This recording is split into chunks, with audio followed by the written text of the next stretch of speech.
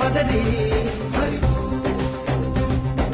వైకుంఠేశ్వరి సిరికి నగరి అదిగో మహిమగిరి ఈ కొండపై మా కండగా ఆ విష్ణు పాదమే వెలసింది వేదాలనే విభజించిన శ్రీ వ్యాసపీఠమై విలిసింది అలకనంద జల సంగీతం శ్రీహరి నామం కృష్ణకుండ జలధారలలో హరిభక్తుల స్నానం జ్ఞానం మోక్షం మొసగే వైకుంఠం